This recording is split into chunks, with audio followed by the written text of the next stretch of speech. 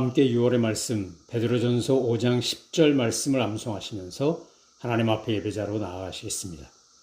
모든 은혜의 하나님 곧 그리스도 안에서 너희를 부르사 자기의 영원한 영광에 들어가게 하신 이가 잠깐 고난을 당한 너희를 친히 온전하게 하시며 굳건하게 하시며 강하게 하시며 터를 견고하게 하시리라. 아멘.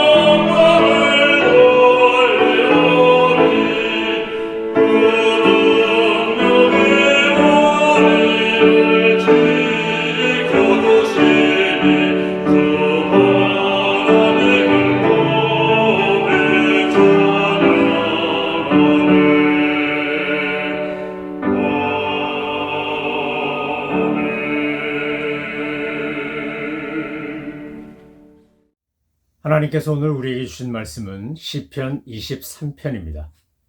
시편은 모두 150편이 있는데 아마 그 150편의 시편 가운데 가장 많은 성도님들이 가장 좋아하는 시편을 꼽으라고 하면 23편이 뽑힐 것 같습니다.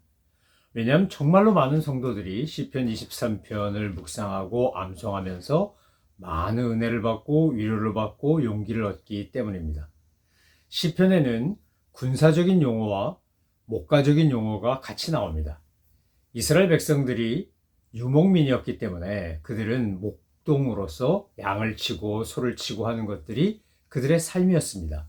뿐만 아니라 팔레스타인 지역을 중심으로 끊임없이 전쟁이 있었기 때문에 늘 전쟁하며 사는, 전쟁을 경험하며 사는 것 또한 그들의 일상이었습니다. 그래서 시편을 읽어보면 거기에는 군사적인 또 군대적인 용어들도 많이 나오고 이 목가적인 용어들도 참 많이 나옵니다. 이 목가적인 용어를 사용하여 지은 시 중에 최고가 아마 시편 23편일 겁니다. 구약 성경도 신약 성경도 이 유대인들의 이런 노매드 스피릿 같은 것을 알기 때문에 이 유목민적인 정신을 이용해서 그런 표현이 얼마나 많이 나옵니까? 예수님이 베드로에게 내 양을 쳐라, 내 양을 먹여라 할 때도 보면 이스라엘 백성을 비롯하여 구원받아야 될 영혼들을 양에 비유하지 않습니까? 하나님도 구약 성경에 보면 당신을 나는 선한 목자, 이스라엘 백성들은 내가 돌봐야 될 양떼라고 나옵니다. 예수님이 잃어버린 양 한 마리를 찾아서 나서는 주인 이야기, 목동의 이야기를 비유로 드신 것도 보면 이것이 유대인들에게 너무나 익숙한 문화적 또 문학적 표현이기 때문일 겁니다. 우리가 농경사회, 한국이 농경사회일 때는 아마 이 논농사 짓고 밭농사 짓는 것에 대한 표현도 많았을 겁니다. 지금은 산업화 시대가 됐고 더 나아가 이제 첨단 산업 시대가 되었기 때문에 요즘 우리 아이들에게는 이런 표현이 좀 낯설지 모르지만 유대인들에게는 이런 목가적인 표현이 굉장히 익숙한 겁니다. 미국도 아마 중서부를 중심으로 한 목동들이 있는 곳, 또 텍사스라든지 저 와이오밍이라든지 몬태나 같이 목축업을 하고 카우보이가 있는 데서는 이 23편의 표현이 훨씬 더 피부에 와 닿을 겁니다. 이제 시편 23편을 통해서 우리가 묵상하고 깨닫는 것은 무엇입니까? 23편 전체 1절부터 6절까지 어느 것 하나도 버릴 것이 없지만 특별히 23편 1절 여호와는 나의 목자시니 내게 부족함이 없으려다라는 이 표현은 우리가 평생토록 두고두고 붙잡고 살아야 될 신앙 고백이자 우리의 믿음의 좌표와도 같은 말씀입니다. 여러분, 우리는 세상을 사는 동안에 예상하지 못했던 참 많은 일을 겪습니다. 상실을 경험하기도 하고 아픔을 맛보기도 하고 어떤 것은 성취해서 즐거워 기뻐서 어쩔 줄 몰라 하는 감격스러운 시간도 있고 그랬다가 추락하는 때도 있습니다. 인생의 고비고비를 넘기며 살아보다 보면 정말 마치 우리가 양 같다는 생각이 듭니다. 저는 축산대학을 졸업했기 때문에 양의 속성과 특징에 대해서 어느 정도 알고 있는데 양은 참 순하디 순한 짐승일 뿐만 아니라 아둔하게까지 할 정도로 미련맞다고 할 정도로 굉장히 독특한 특징을 갖고 있는 짐승입니다. 그래서 심지어 양을 잡아서 배를 갈라도 자기 배를 가르는데도 아프다 소리 안 하고 가만히 있을 정도로 좋게 보면 인내심이 있는 거지만 나쁘게 보면 바보 같다고 할 정도로 둔한 그런 짐승이 양입니다. 기억력도 현저히 떨어지고 앞에 있는 리더를 따라 앞에 가는 양떼를 따라 그것이 낭떠러지가 됐건 뭐 불구덩이가 됐건 상관없이 무조건 따라갑니다. 그러니까 이 양들에게 있어서 정말로 필요한 건 누구냐면 목자입니다. 그리고 이스라엘, 우리가 알고 있는 팔레스타인 가나안 지역은 예전에는 비옥한 초생딸 지역이고 비도 많이 오고 풀도 많았지만 적어도 다윗이 활동하던 시절에도 거기는 척박한 땅이었습니다. 그러니까 목동이 이 양떼들을 데리고 푸른 초장 쉴 만한 물가로 인도해야 합니다. 뜯어먹을 풀이 있는 곳으로 데려가야 하고 또 악한 짐승이 강한 짐승이 와서 양을 약탈해 가려고 할 때 그들을 보호해야 되는 것 또한 목자의 몫입니다. 그러니까 우리가 생각하는 것보다 이스라엘 사람들, 유대인들에게 있어서 여호와는 나의 목자시니 내게 부족함이 없으려다라는 이 표현에는 많은 것이 담겨 있는 겁니다.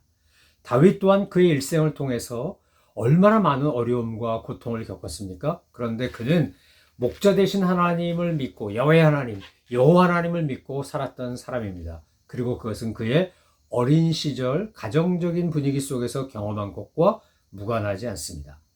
이세 아들이 맨 막내 아들인 다윗은 정말 어려서부터 아버지에게도 별로 인정받지 못한 아들이었기 때문에 사무엘이 와서 내가 이 집에서 이세 아들들 가운데 기름 부어 왕으로 세우겠다고 할 때 하나님께서 엘리압부터 전부 그 아들들 통과할 때마다 사무엘은 좋아했는데 하나님은 안 된다 그러지 않았습니까? 그래서 더 이상 아들이 없냐? 왜 하나님 다 안 된다 그러는데 분명히 이세의 집에서 기름 부어 세울 왕이 있다고 그랬는데 왜 아들들이 다 내 앞을 지나갔는데도 하나님 허락을 안 하시는 것이냐? 하나님께서 허락하신 아들이 있는 것 같은데 더 없냐고 물었을 때 이세가 그제서야 우리 막둥이 지금 저 들판에서 목동 노릇하고 있는 막내 아들이 있다고 그러고 부른 게 다윗 아니었습니까? 그러니까 집에서도 아버지로부터 별로 인정받지 못했던 그런 아들이었을 겁니다. 그렇지만 하나님은 이 다윗과 함께 하셨기 때문에 다윗이 골리앗을 때려눕히기 전에 사울 왕에게 가서 자기의 신앙 경험을 고백하지 않습니까?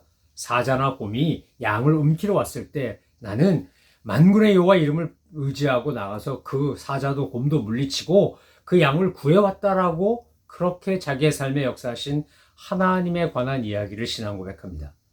오늘 23편 1절 여호와는 나의 목자시니 내가 부족함이 없다. 내게 부족한 것이 있을 수 없다 라고 하는 이 다윗의 고백에는 그의 생생한 간증과 체험이 담겨 있는 겁니다.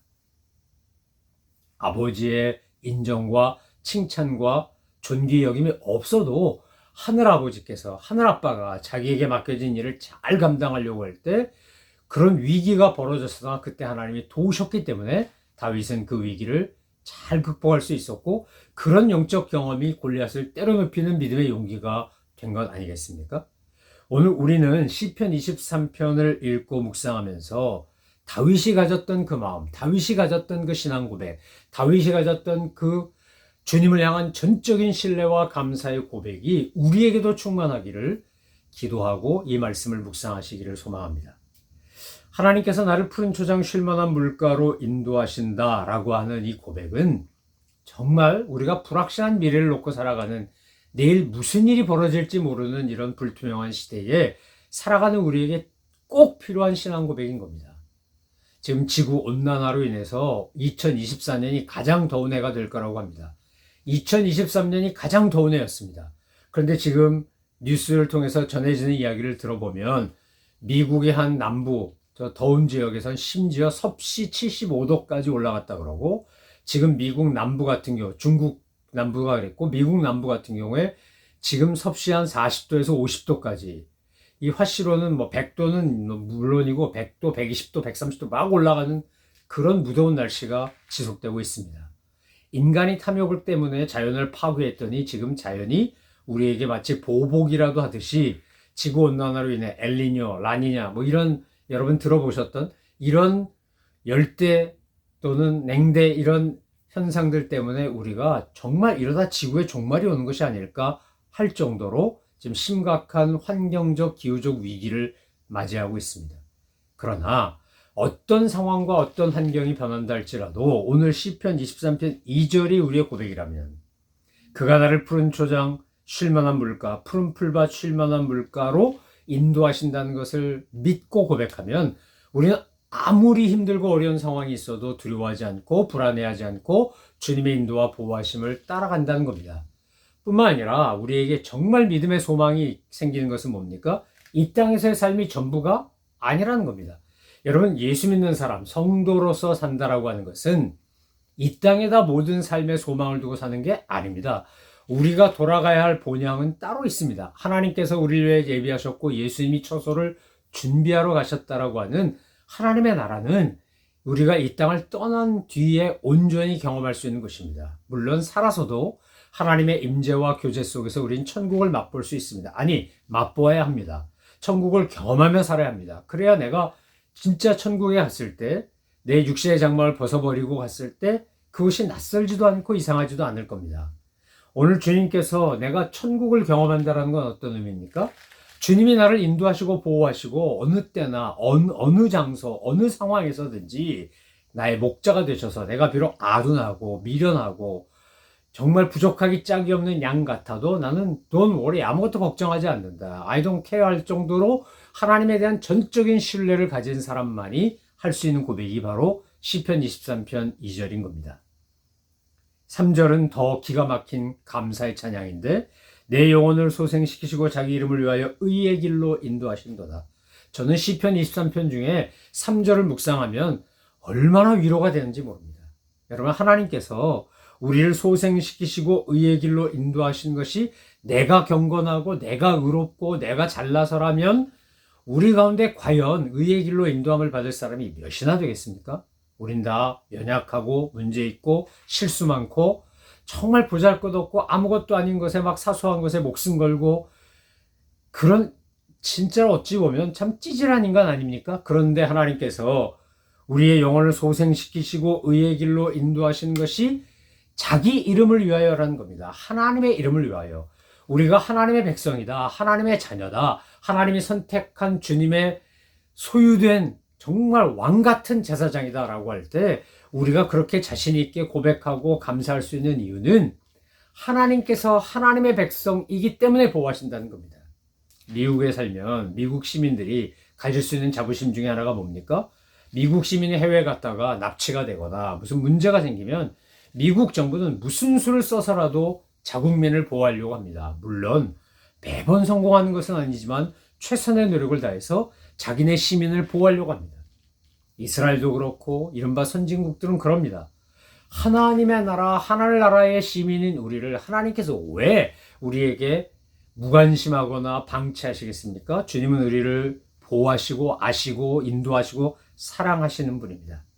그런데 그 모든 것이 무엇 때문이라고요? 나 때문이 아니라, 그 근거가 내게 있는 게 아니라 하나님의 이름에 있다는 겁니다. 그러니까 비록 우리가 부족하고 연약하고 실수하고 잘못도 범하고 심지어 범죄하고 그런다 할지라도 주님께서 우리를 소생시키고 의의 길로 인도하시는 것은 우리가 하나님의 자녀, 하나님의 백성이라는 인치심을 입었기 때문입니다. 하나님의 이름 때문인 겁니다. 이게 얼마나 감사한지 모릅니다. 이게 얼마나 정말 만극한 은혜인지 모릅니다. 그래서 우리가 살다가 사망의 음침한 골짜기를 경험합니다. 우리가 정말 해를 두려워할 수밖에 없는 그런 일들을 겪습니다. 다윗도 사울이 죽이려고 그랬으니까 미갈이 베개로 위장하고 뭐 염소로 하고 막 이래가지고 이른바 이스라엘의 최초의 도망자가 다윗 아닙니까? 그래서 자기 남편 살리겠다고 도망시킵니다. 그가 피해 다닙니다. 얼마나 많은 골짜기, 동굴, 심지어 블레셋 가서 미친 척까지 하고 침까지 흘리고 이래가면서 그 삶의 위기, 수많은 고난의 순간들을 통과합니까? 그런데 그것을 지나온 다윗이 뭐라고 말하는 겁니까? 내가 사망의 음침한 골짜기로 다닐지라도 해를 두려워하지 않을 것은 주께서 나와 함께 하시리라. 하나님이 나와 함께 하신다. 임마누엘의 하나님, 에베네셀의 하나님, 여호와 이레의 하나님이 내 하나님이다 라고 하는 것을 알면 주의 지팡이와 막대가 나를 건져주시고 안위하시고 보호하신다는 걸 알면 우리는 겁먹고 두려워하고 무서워 벌벌 떨지 않습니다.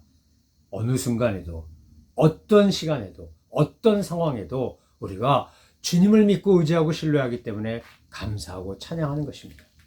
나의 하나님은 바로 온 천지를 창조하신 창조주이십니다. 그분이 온 세상만 만드신 게 아니라 나를 손수 빚어 만드신 분입니다. 신묘막측하게 하나님께서 못해서 나를 조성하신 분입니다. 그리고 내 이름을 아시고 나를 부르시는 겁니다. 하나님께서 이렇게 나를 사랑하시기 때문에 우리는 주님의 은혜 가운데 믿음으로 승리할 수 있는 겁니다. 사랑하는 성도 여러분, 주님이 우리에게 주시려고 하는 건 바로 5절과 6절에 나오는 이 영광의 승리입니다. 내가 내 원수의 목전에서 하나님이 베푸신 상으로 인하여 그 상을 차려주신 것, 기름을 내 머리에 부르신 것으로 인하여 내 잔이 넘친다는 겁니다. 내 잔이 넘친다고요. 저는 여러분과 제가 날마다 주님의 은혜로 주님의 사랑으로 말미암아 내 잔이 넘치나이다 이렇게 찬송하고 감사하며 날마다 주님과 동행하시게 되기를 소망하며 축원합니다. 여러분 돌아보면 사도 바울이 고백한 것처럼 나의 다 된 것은 다 하나님의 은혜 아닙니까? 은혜 아니면 어떻게 우리가 주님 앞에 갈 수 있으며 은혜 아니면 어떻게 우리가 구원을 받을 수 있으며 은혜 아니면 어떻게 지금 우리가 누리는 것들을 누리겠습니까? 그런데 이 은혜 정말 감사하며 감격하며 내 잔이 넘치나이다 고백하시는지요. 제가 최근에 본 그 영상 중에 정보 중에 그 현대 음악, 그 대중음악 하는 사람들이 가장 좋아하고 가고 싶어 하는 학교가 보스턴에 있는 버클리 음대입니다. 물론 UC 버클리도 있습니다. 명문 대학이죠. 아이비리그에 속한다고 할 정도로 아주 뛰어난 캘리포니아 주립대학도 버클리지만 이 버클리 대학은 음악으로 유명한 곳 아닙니까? 거기에 음악과 관계된, 예술과 관계된. 근데 그곳에 후천성 장애인이 된, 시각 장애인이 된 한국인 교수가 있습니다. 언젠가 기회가 되면 그분을 한번 모시고 간증 듣고 싶은 마음이 있습니다. 그분이 크리스찬인지 아닌지까지 아직 확인을 못했는데 정말 인간 승리란 이런 게 아닐까 싶어요. 그분은 시각장애인입니다. 그러니까 청각을 이용해서 그야말로 음악을 만들어야 되고 연주해야 합니다. 근데 그가 얼마나 뛰어난지 그 버클리에서 이 30대의 교수가 되게 했고 그는 지금 시각장애를 가진 많은 사람들을 음악을 가르치는 사람이 된 겁니다. 베토벤 악성이라고 부르는데 귀가 먹었는데도 작곡하고 연주했다는 것과 견주었을 때 보지 못하는데 악보를 어떻게 만들며 보지 못하는데 어떻게 연주할까 정말 신기하기 짝이 없습니다. 영어 이름 김치국 교수의 이야기를 들으면서 저는 하나님께서 은혜를 베푸시는 그 선하심과 인자하심이 따라오면 이렇게 세상을 감동을 주고 변화를 시키는 사람이 될 수 있구나. 다윗은 자기는 이름 없는 목독이었습니다. 아무것도 아니었습니다.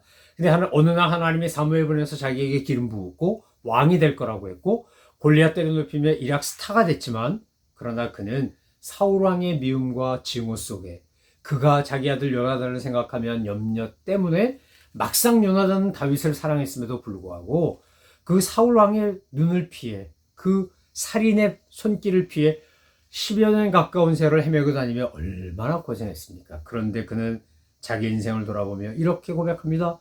내 평생의 선하심과 인자심이 반드시 나를 따르니니 내가 여호와의 집에 영원히 살리로다.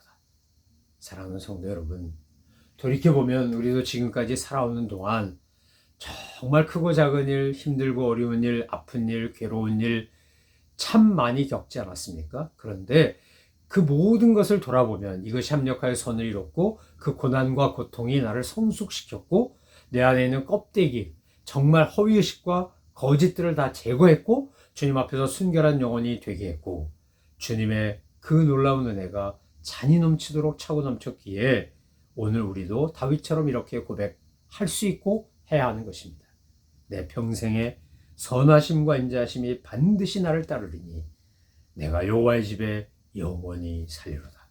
이 땅에 사는 동안에도 하나님과 동행하며 주님과 함께 주님과 교제하며 주님이 내 안에 내가 주님 안에 그렇게 함께 먹고 마시며 여호와의 집에 살다가 주님 부르셨을 때 영원한 하나님의 집으로 돌아가는 그곳에 입성하는 우리 모든 믿음의 식구들 되시기를 소망하며 축원합니다. 기도하겠습니다. 여호와는 나의 목자시니 내게 부족함이 없으리로다. 하나님 아버지, 다윗의 고백이 저희들의 고백되게 하옵소서. 다윗처럼 저희들도 일생 살면서 겪었던 수많은 일들 속에 하나님의 신묘막측하신 도우심과 섭리와 은혜를 기억하고 감사하며 찬송하며 내 평생의 선하심과 인자심이 반드시 나를 따르니 내가 여호와의 집에 영원히 살리로다 고백하는 저희들 다 되게 하여 주옵소서. 감사드리며 예수 그리스도의 이름으로 기도 올려옵나이다. 아멘.